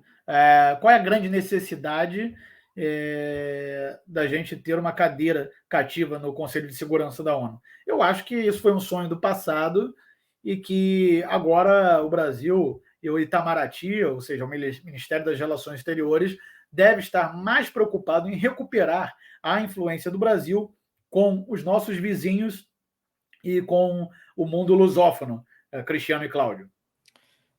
E importante o coro, né? O coro da Índia, o coro da África do Sul, a esse pleito, né? O pleito de aumentar as cadeiras permanentes, os assentos permanentes no Conselho de Segurança. Cristiano, eu vou pedir para você fazer um esforço para a gente abordar o que você ainda quiser abordar sobre esse primeiro tema, para a gente já passar para o segundo, para a gente também não tomar muito tempo do André e nem do nosso público, por favor. Perfeito. Bom, então eu só quero fazer alguns parênteses, né, em algumas coisas que o André colocou. Bom, André, com relação ao sistema de pagamento, nós devemos lembrar que, embora as potências hegemônicas, né, principalmente Europa e Estados Unidos, embora eles tenham feito o possível, inclusive excluíram a Rússia do sistema de pagamento, SWIFT, vamos lembrar que a Rússia entrou no CIPS, que é o sistema de pagamento chinês. E assim, isso vai ser um tiro no as sanções, como bem disse aqui, acho que foi o Campos Neto, né? Que nomezinho, hein, Campos Neto? Bom, ele fazendo aqui uma brincadeira aqui com o Campos Neto, mas vamos lá. Ela criou, sim, oportunidades, porque a Rússia e principalmente a China, que também se viu acossada ali, eles viram uma oportunidade de ampliar relações com a África, relações com outros países que têm boa relação com os Estados Unidos, como é o caso da Coreia do Sul, é o caso da Turquia, né? Então, foi uma oportunidade que esses dois países viram para poder dialogar com esses países, fazer mais negócio, porque hoje não está mais, por exemplo, a Rússia, ela tem dialogado com relação à África, não mais no sentido de dar armas, né, para simplificar, não, agora eles querem acordos comerciais com a África, eles querem ter uma melhor entrada. Inclusive, eles estão criando, os russos, um cluster de tecnologia para justamente criar soluções digitais, né? Eles criaram um departamento e aí a Rússia assinou acordos com países que já estão no BRICS e outros países fora do BRICS, justamente para fomentar esse sistema de tecnologia, de soluções digitais fora, né, do bloco mais alinhado com a Europa e com os Estados Unidos, né? Então, já há aqui uma situação em que estamos falando de tecnologia, de soluções tecnológicas, que é uma iniciativa aqui da China. Agora, com relação a essa questão que vocês colocaram, do discurso forte que nós estamos vendo dentro do BRICS com relação à ONU, eu destacaria que é justamente dos países africanos que eu estou vendo uma palavra muito forte. O presidente da África do Sul, inclusive, num encontro em Paris, chegou e disse na cara do Macron, nos respeitem. Ele disse isso. Eu não manjo muito de inglês, mas eu consigo traduzir razoavelmente bem. E ele falou sobre a situação da Ucrânia, e ele pediu respeito ao presidente Macron, né, e os Estados Unidos. E a gente viu a palavra mais forte vindo do presidente da África do Sul. Então, quer dizer, a gente está vendo, né, uma virada de chave, né, de um discurso mais forte, porque como o próprio André já colocou aqui, e ele tem colocado muito lá no Twitter, os países ocidentais estão perdendo a mão lá na África, eles estão perdendo força e está surgindo lideranças novas, a China está muito forte lá, antes, né, até os anos 2000, os Estados Unidos deitavam e rolava lá, hoje não é mais assim. Hoje a gente tem pequeno China, Cristiano, claro. Para falar dessa questão da perda de influência na África, a mídia aqui no Brasil, que é um mero repetidor da mídia dos Estados Unidos e da Europa, da CNN, da Euronews, ela colocou que a Rússia estaria completamente isolada depois das sanções. Vamos lembrar que pouco antes da cúpula dos BRICS foi realizada a cúpula Rússia-África, agora, no final de julho. Antes da reunião do BRICS, inclusive. Exatamente. Um mês antes. Exatamente um mês antes. Vamos lembrar que a África, se não me engano, tem Você estava aqui. Foi da última vez que você veio aqui, a gente comentou. Nós nos reunimos aqui no canal, exatamente. Não, eu lembro que quando você veio para falar da situação do Campus Neto, você até comentou porque ocorreu naquela semana ali, havia ocorrido naquela semana, isso em julho. Sim, exatamente. Nós, inclusive, tocamos também no tema da desdolarização por isso. Foi. Ou seja, nós estamos hoje no dia 30, né, de agosto, um mês antes houve a cúpula Rússia-África. Dos 54 países africanos, 40, se não me falha a memória, enviaram delegações. Ou seja, a Rússia está isolada para quem? Pode estar com as relações diplomáticas rompidas com a Europa. Agora, o mundo não é a Europa, não é mesmo? Muito pelo contrário, nós já afirmamos aqui que o PIB do BRICS já havia passado o PIB do G7 e do novo BRICS mais ainda, do BRICS+, como o Cristiano chamou aqui, ou BRICS 11, como também está sendo chamado. Ou seja, em território, 47% em população, digo. Ou seja, a Rússia está isolada para quem? 40 países enviaram delegações à cúpula Rússia-África. Os discursos que nós escutamos naquela cúpula, em algumas ocasiões, tiveram, Cristiano, um forte cunho anti-imperialista, como foi o discurso do presidente interino do governo provisório de Burkina Faso, Ibrahim Traoré, que inclusive se tornou viralizou na internet, né, como o novo Tomás Sankara. Então, no meu próprio canal, foi o vídeo mais visualizado do meu canal, foi o vídeo que eu falei sobre a cúpula Rússia-África e que eu trouxe a questão do discurso do presidente de Burkina Faso. Então, isolada para quem? Essas sanções conseguiram isolar até que ponto? E o tema que já foi levantado aqui pelo Cláudio, pelo Campos Neto, uma janela de oportunidade foi criada para a Rússia e parece, Cristiano, que o Vladimir Putin está aproveitando muito bem. O Vladimir Putin, cara, assim, né, sem querer entrar numa onda aqui de idolatria, né, mas claro, o cara é um gênio geopolítico, na boa. Pessoal, eu sei que tem aí uma bronca aí com Putin, mas na minha avaliação ele é um um gênio geopolítico. Inclusive, ele, já que falaram aqui, né, o Campos Neto estava falando aqui sobre aviões. Campos Neto, inclusive, ele está fazendo negócios com o Brasil para desenvolver o nosso primeiro submarino nuclear, só para te dar uma informação. Mas agora, para eu não tomar muito o tempo e a gente passar logo para a próxima pauta, eu quero falar da Etiópia. Não, pensei que era da Argentina. Não, eu vou falar da Etiópia. A Argentina eu deixei essa bronca para ti, tu não falou. Mas eu falo aqui. Bom, mas é rápido. A Argentina, a gente sabe que está em meio a uma eleição, né? E houve o convite, teve a palavra do presidente Alberto Fernandes, mas já 2 candidatos, né, que são bastante competitivos, já disseram que se vencerem a eleição, eles não vão ingressar no BRICS. A saber, o doente mental, né, do Javier Milei e a Patrícia Boulos, que é pior que o Bolsonaro, né, e a Patrícia Boulos, que é a candidata patrocinada aí pelo Maurício Macri, né? Da direita oficial. Da direita liberal, né? Que a gente... os dois são liberais, né? Isso. Só que o outro é um lunático completo. Isso. O outro é um pouco... tem esse conteúdo mais lunático, né? Mas, enfim. Então, tem esse impasse na Argentina, que tem a ver com a eleição. E agora eu quero falar sobre a Etiópia. Que a Etiópia...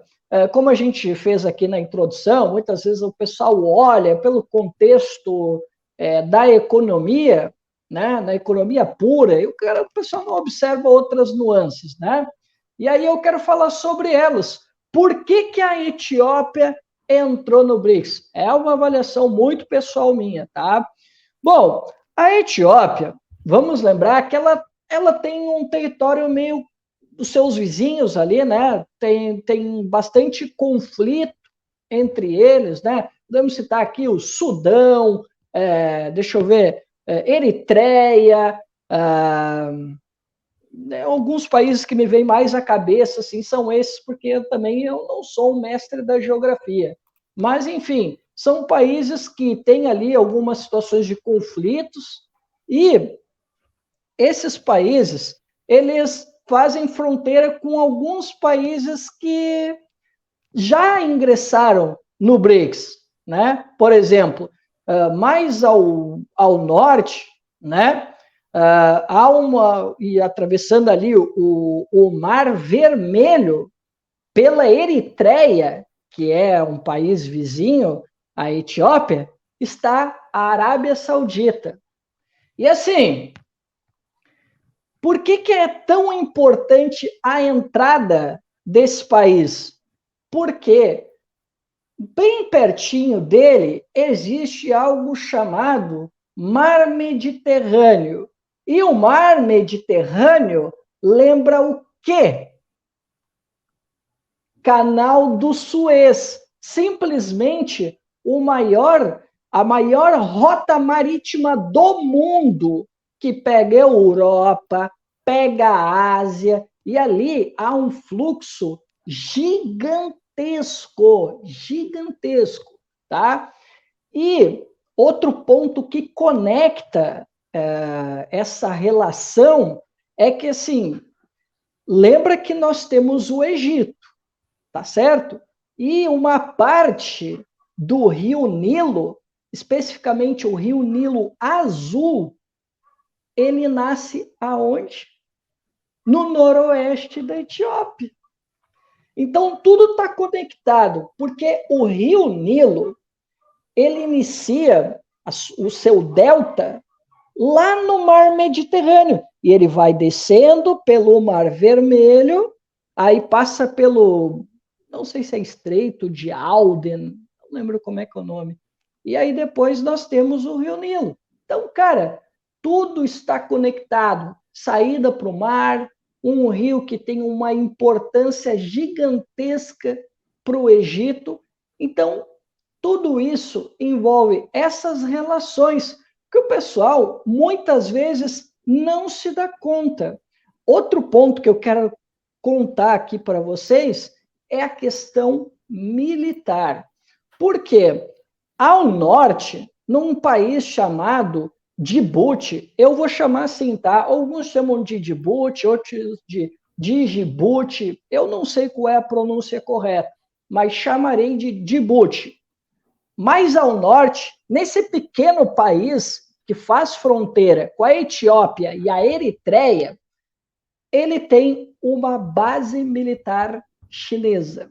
Eles estão construindo bases militares e uma delas fica justamente ali, nesse pequeno país, o Djibouti, que faz fronteira com a Arábia Saudita, e eu não lembro qual é o outro país que fica, o Iêmen, lembrei, e o Iêmen. Ele fica, não faz exatamente fronteira, tem um mar, o Golfo de Adem no meio, é o Iêmen. Golfo de Adem, isso, exato, era isso que eu estava dizendo, tem ali, né, o Golfo de Aden, né, e Aden, de um lado, isso, e de um lado está o Iêmen e do outro lado está o Djibouti, né, então tem toda essa importância, tem a importância econômica por passar pelo Rio Nilo, por pegar o canal do Suez, que é tão importante, o mar Mediterrâneo, que conecta o norte da África com a Europa,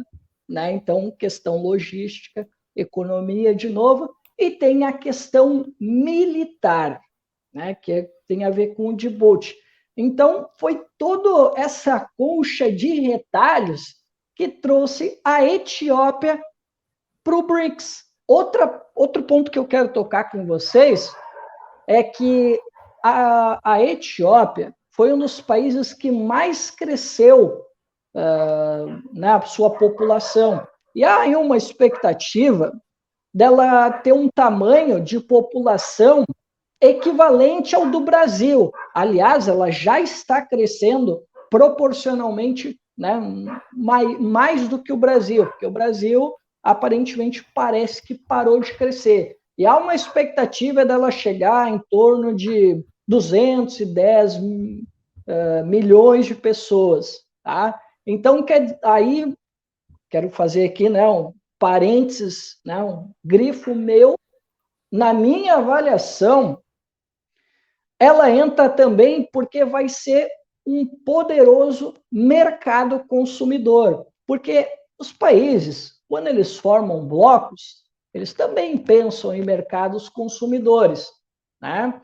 E já que eu estou falando que ali pertinho, no Djibouti, nós temos uma base militar, já dá para ver que tem ali uma estratégia da China, né, justamente para alinhar dentro do projeto dela. Acho que isso é inegável, né? A nossa leitura é um pouquinho diferente, né? A gente não está querendo fazer uma análise moral, como a gente vê na imprensa. É um fato que há interesses chineses, porque já há negócios ali, já há bases militares chinesas no continente africano, então tem todas essas questões. Por isso que a Etiópia entrou, né? Faltou talvez essa pesquisa, e eu compreendo perfeitamente quem não entendeu ou ficou se perguntando. Mas, assim, para essa galera mais reacionária, pessoal, vai dar uma pesquisada, tenta entender os contextos, por que os países se inserem nos blocos. Porque sobre a Etiópia, tem todas essas particularidades. É lógico que muito aqui tem alguma leitura minha e alguma coisa, claro, eu fui caçando informações e a gente foi fazendo as conexões.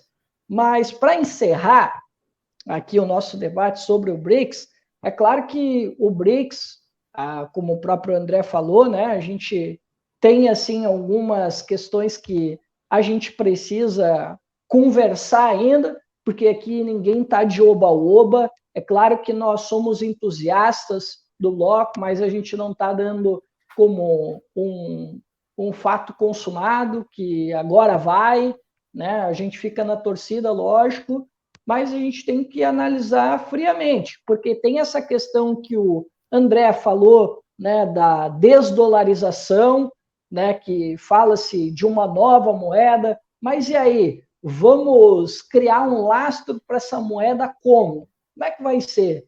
Alguns sugeriram, né, o ouro, né, o padrão ouro, como era antes, né, do fim do Bretton Woods, né? Mas é um recurso limitado, a gente não sabe como é que vai funcionar. E, assim, na questão geopolítica, a gente tem que lembrar que nós também temos alguns conflitos, como, por exemplo, a gente pode falar da própria China e da Índia, que agora se tornou, né, uma das grandes populações, passando aí a China, né? Ali ao norte, acho que é na Caxemira, ali existe um conflito entre China e Índia, né? Porque de um lado a Índia quer manter, né? E a China quer se aproximar ali também. E evidentemente vai ter outros conflitos, como a gente sabe, são países muito diferentes, culturas diferentes,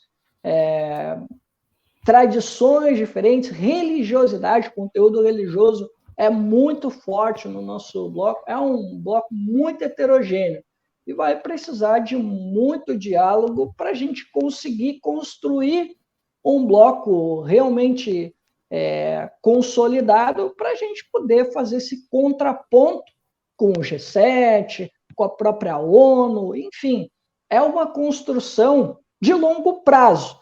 E como disse o próprio André, o que nós fizemos até agora foi partir para o multilateralismo. Multipolaridade é um outro papo, é a longo prazo, assim como a desdolarização. E puxando a brasa aqui para o meu assado, e pegando de novo aqui a newsletter do Ciro Gomes, a última que ele escreveu, ele falou que para o Brasil, ele vê como interessante, até para testar os seus novos parceiros de bloco, seria interessante para o Brasil perseguir uma política de preferências comerciais e industriais, um mecanismo de financiamento rebelde a Bretton Woods, né, Banco Mundial, FMI, e ele falou também sobre um regime de transferências de tecnologias sensíveis. Se nós conseguimos fechar um consenso mínimo em torno dessas ideias, a gente pode avançar para que a gente possa, de certa forma, fazer esse contraponto ao bloco e a gente pode beneficiar o Brasil nessa relação que, como o André falou, é diferente das relações com os países do norte. Não há imposição, não há uma religião, não há uma democracia a impor, não há um conjunto de ideias, não há dogmas a impor aos países. Todos são livres para tocar da forma que acharem melhor. Então, é nesse ponto que eu quero fechar a nossa discussão.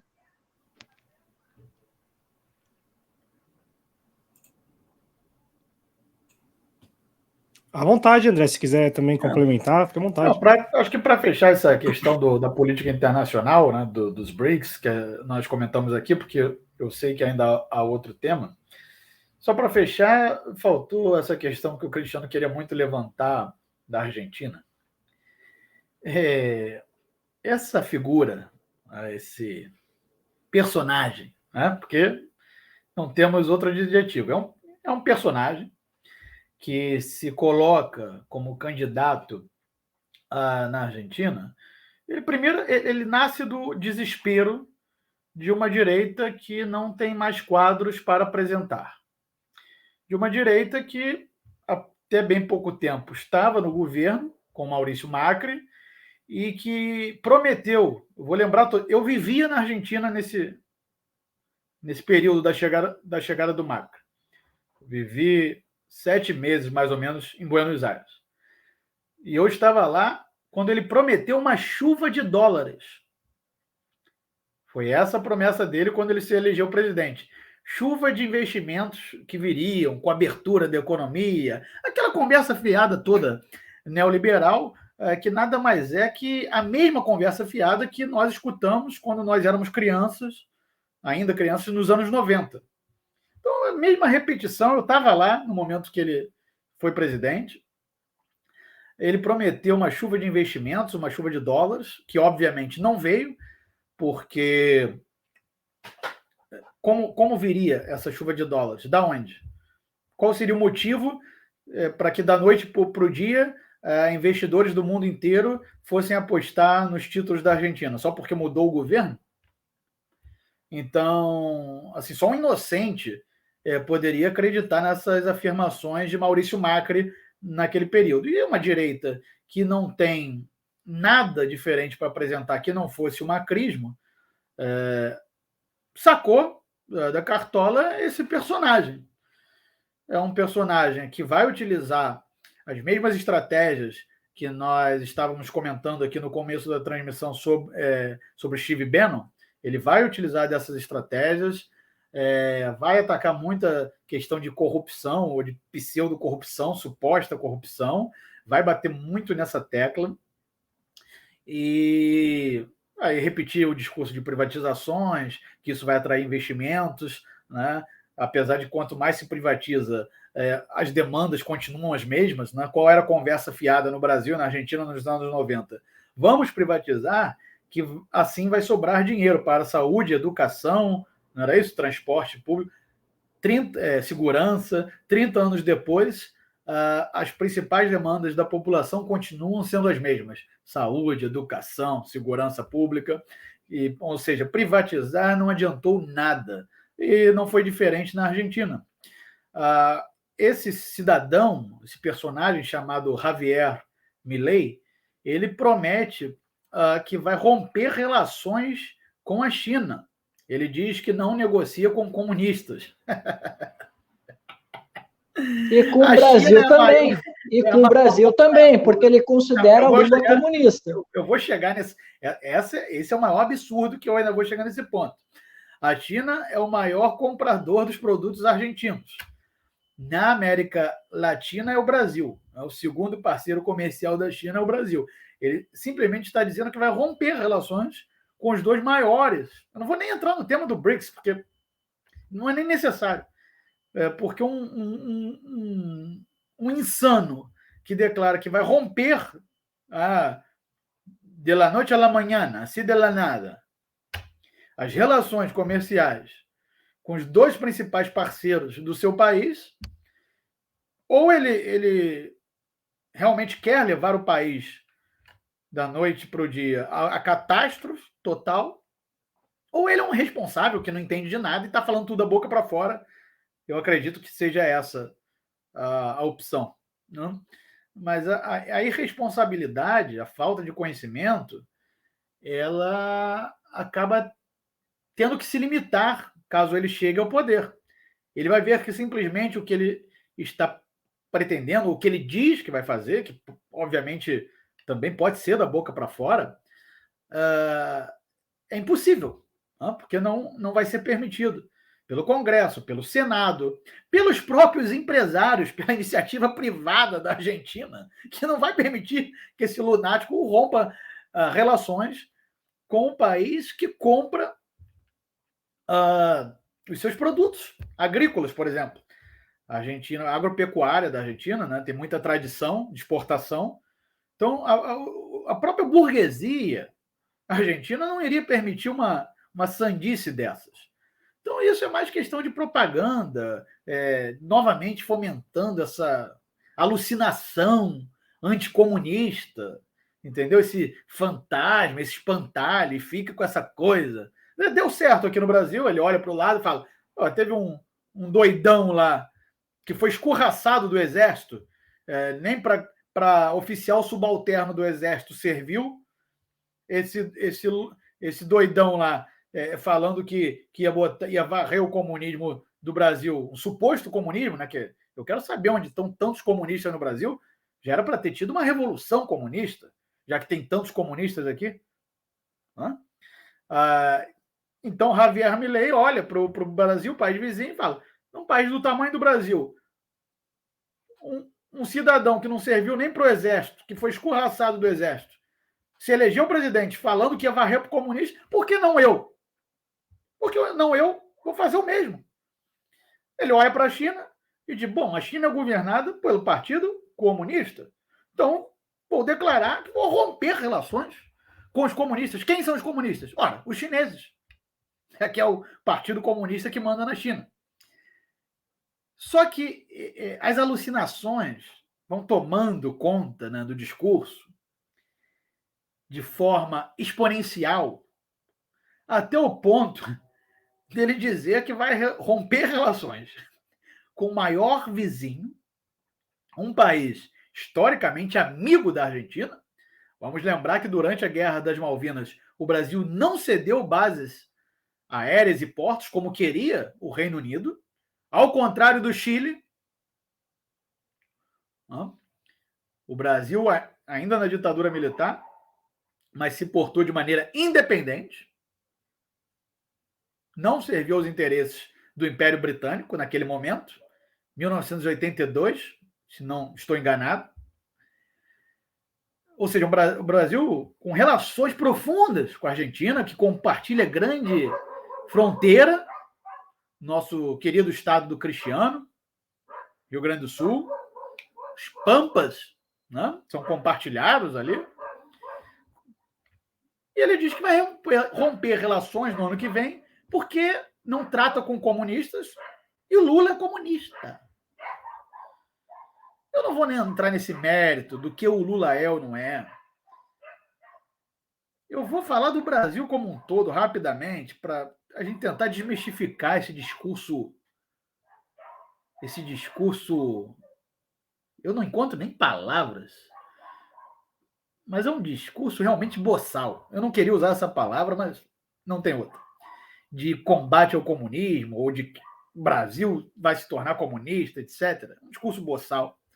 O Brasil é um país, isso independente de Lula, com Lula, sem Lula, antes de Lula, depois de Lula, um país governado por banqueiros, onde é a banca que manda no país, ou seja, o grande capital financeiro, que suga recursos diariamente da população através da taxa de juros, das operações compromissadas, da captação dos recursos no depósito compulsório, que remunera a sobra de caixas dos bancos, e um país de latifundiários, ou seja, um país totalmente capitalista. Independente se o governo seja de esquerda ou de direita, é um país de um capitalismo periférico, inclusive, agroexportador, desindustrializado. Como é que um cidadão que se propõe a ser presidente de um país do tamanho da Argentina vem dizer que vai romper relações com um país vizinho, um país parceiro comercial, um país amigo da Argentina, porque o presidente do Brasil, na cabeça desse insano, desse lunático, o presidente do Brasil é comunista?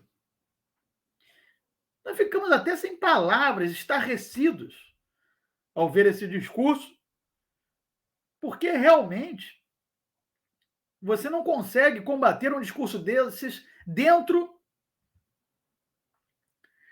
de limites. Nós temos que extrapolar, às vezes, como eu usei aqui a palavra que não queria usar, boçal, né? Nós temos que dizer claramente que é um insano, um lunático, porque não há como manter 100% de compostura diante de um discurso alucinado como esse. Isso é puro olavismo. Isso é Olavo de Carvalho na Argentina. Isso é Steve Bannon como campanha política. Ou seja, para finalizar essa questão da Argentina, vamos lembrar o que realmente levou à catástrofe há poucos anos atrás na Argentina, foi quando o senhor Maurício Macri, o presidente de direita, recorreu ao FMI, tomando bilhões de dólares emprestados, e a partir de então o peso, que já não era uma moeda muito confiável, eu estava lá nesse momento, vivendo na Argentina, em Buenos Aires, o peso inicia sua desvalorização, uma desvalorização acelerada e que não parou até hoje. Aí já mudou o governo, trocou o governo, foi eleito o governo do Partido Justicialista, que era oposição ao Macri, também não conseguiu contornar, porque é um país endividado com o FMI, o Fundo Monetário Internacional, daí a importância do novo Banco de Desenvolvimento dos BRICS, para que se possa negociar créditos em melhores condições e sem as imposições do FMI. Vamos lembrar que nos anos 90, em 1991, se iniciou a dolarização da economia argentina.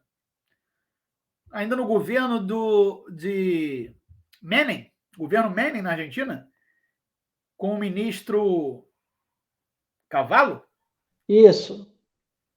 1991. 10 anos depois, em 2001, que é um período, para quem estuda geopolítica, história, qualquer coisa, geografia, um período curto.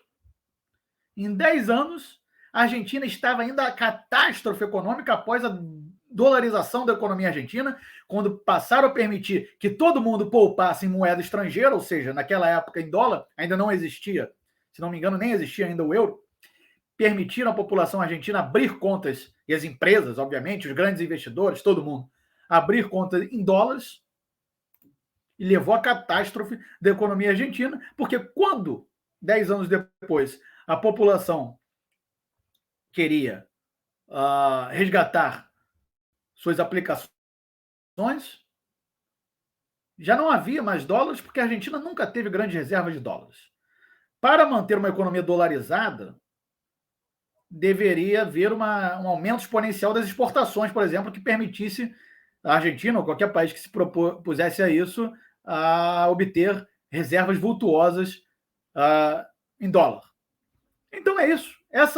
Todas as posições, essa tentativa de dolarização da economia argentina já foi tentada antes. O que esse débil mental chamado Javier Milei está propondo na Argentina é simplesmente inviável, já foi tentado. Tudo que ele está falando já foi tentado e levou à catástrofe na Argentina. É o que vai se repetir se ele for eleito presidente e tentar colocar para frente essas sandices as quais ele vem dizendo que vai realizar no nosso querido país vizinho aqui do Brasil.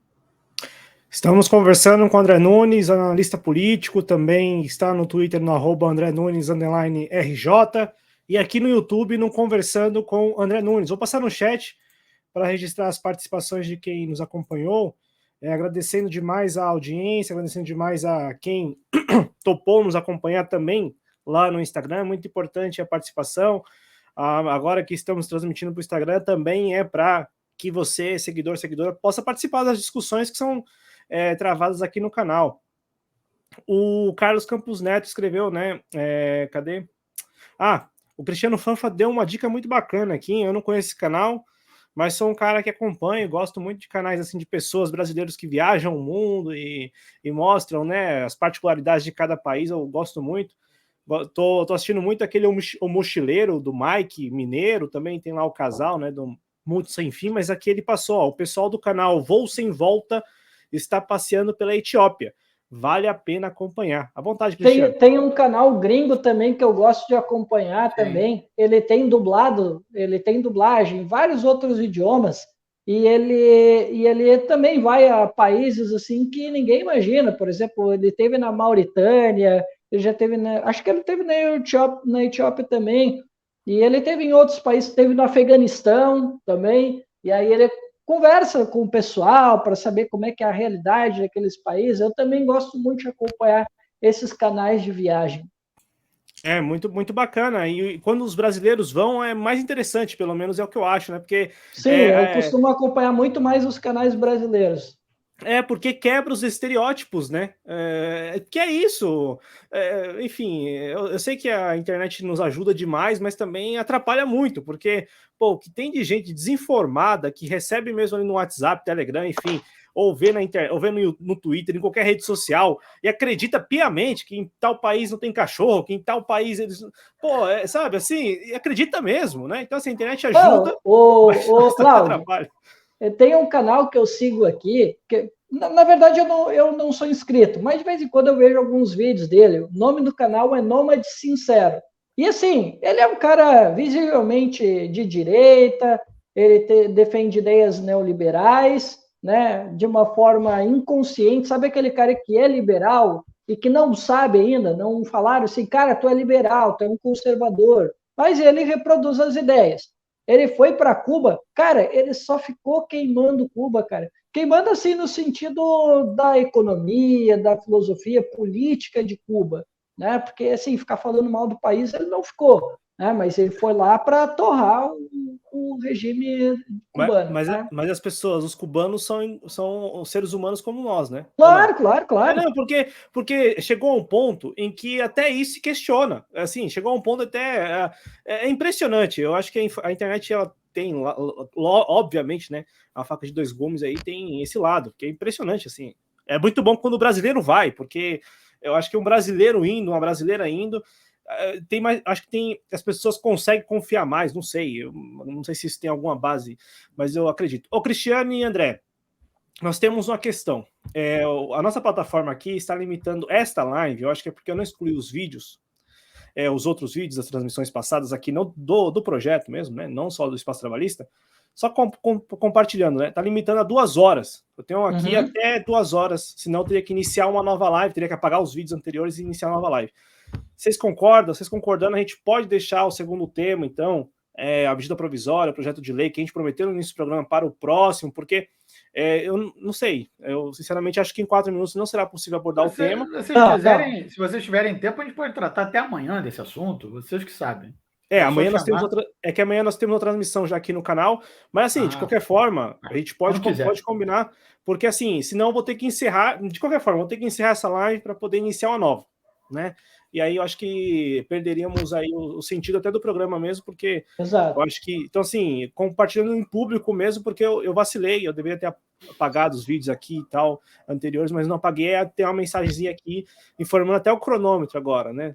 3 minutos, parece que parece aqueles filmes distópicos, né, em que a pessoa tem, a vida é medida com o tempo, né? Agora tem 3 minutos aqui, então se vocês quiserem, a gente faz um novo programa para tratar desse governo comunista, que quer taxar super ricos, porque é isso que diriam, vocês que acompanham esse programa, é isso que diriam em um país comunista. O que o André disse, eu só vou encerrar esse último minuto aqui, é o seguinte, essa questão